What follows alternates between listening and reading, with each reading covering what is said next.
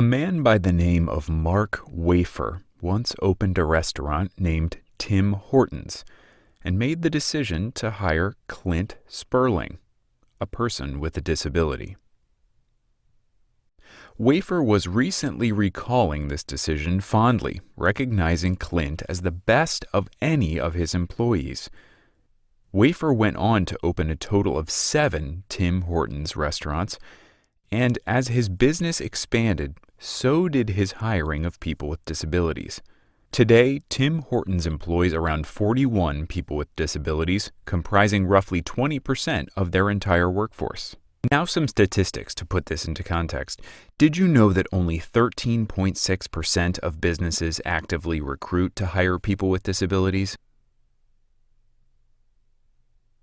The problem is people willing to actually hire people with disabilities, such as Mark Wafer, are few and far between. Amongst the general populace, the employment market is looking bright, with the unemployment rate trending down and more people finding jobs. In the year 2016, 65.3% of the general population was employed. Even so, people with disabilities have continued to struggle. 71.6% of people with disabilities are not part of the labor force, meaning they don't have a job and are not looking for one. Compare that to 30.1% of the general population not participating in the labor force, and you'll see a huge disparity there. We have an employment problem. We know it, and the government knows it too, and has tried a number of tactics to address it. For example, in 2007, the United States Department of Labor, or DOL, implemented a requirement that companies wishing to contract with the federal government must hire a minimum of 7% of people with disabilities.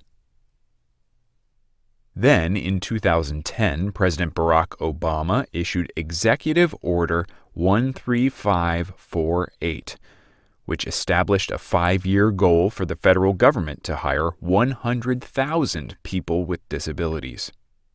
Sure enough, after those 5 years elapsed, the government had surpassed their goal, hiring 109,000 people with disabilities. However, if you look closer at that number, you'll find that of those 109,000, only 1,768 have what's called targeted disabilities. People with targeted disabilities are deaf, blind, deaf-blind, have physical disabilities or developmental disabilities, just to name a few. The remainder of those new hires, more than 106,000, have non-targeted disabilities like migraines, attention deficit disorder, heart disease, or asthma, amongst other things. That population has experienced fewer problems in the job market as compared to people with targeted disabilities, which means that this executive order was sadly a missed opportunity. So what's really behind this employment problem for people with disabilities? It's a problem of perceptions. The first deeply held perception is that people with disabilities are expensive. The second is that a person's disability de facto renders them unable to work. I'll give you an example of the misconception that people with disabilities are expensive.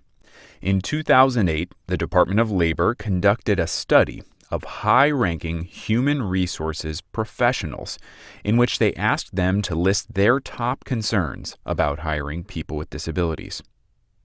Most of the respondents said expense was their number one concern, fearing that hiring a person with a disability would represent an ongoing, high-priced expense to the company. That concern is unfounded, and I'll tell you why. In a different study, high-ranking human resources professionals who had already actually hired an employee with a disability were asked to spell out how much that employee truly cost the company. Most said the employee cost nothing. Of the rest, about 2 out of 5 responded that accommodations cost around $500.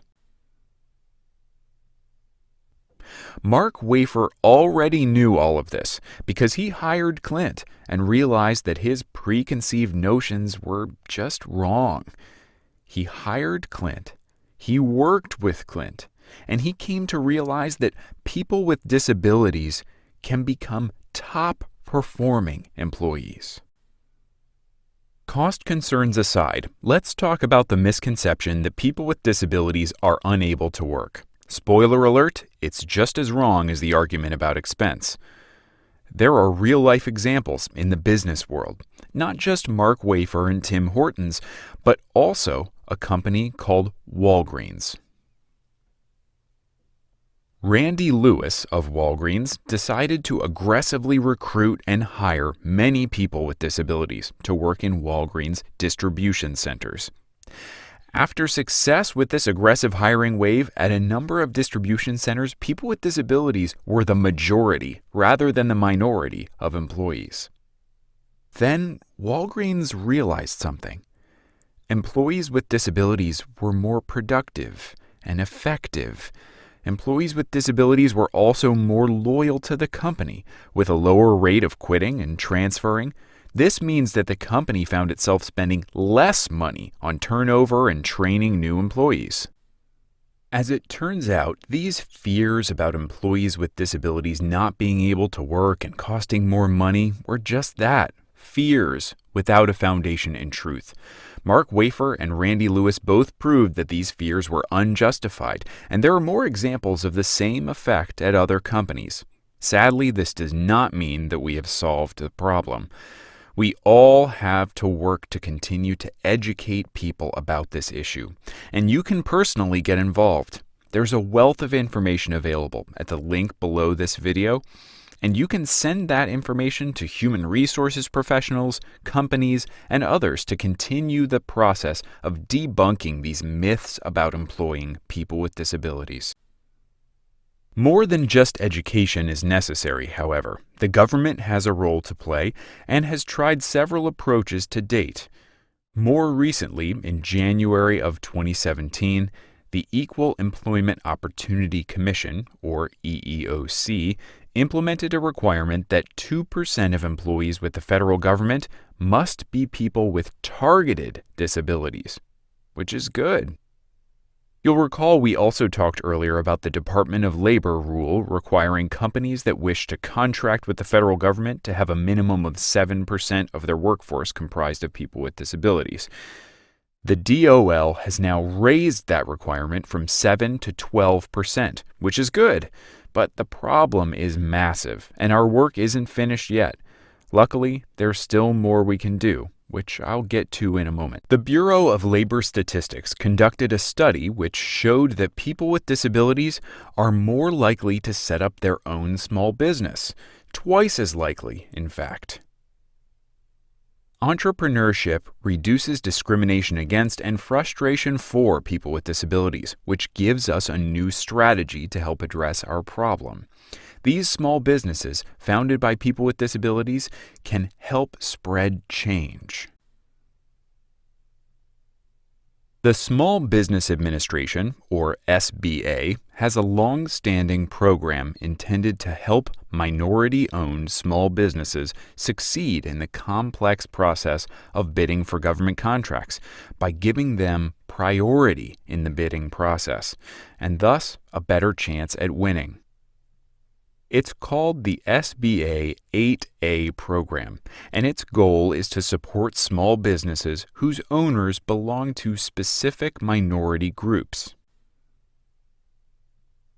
As mentioned, this means better access to federal contracting, but it also means access to the SBA's Business Resource Center, where business owners can learn more about important entrepreneurship skills like financing, business planning, employee training, and hiring procedures. Unfortunately, this 8A program does not include people with disabilities amongst the minority groups it helps, despite the similar challenges people with disabilities have faced for many years. CSD is now partnering with members of Congress with the intention to draft a bill specifically adding people with disabilities as part of the SBA's 8A program. CSD will keep you updated as we make more progress on this project, and we want you to join us in our quest to make a real difference. At the link below, you can subscribe to notifications about ways that you can contribute to this important endeavor. I hope you'll join us.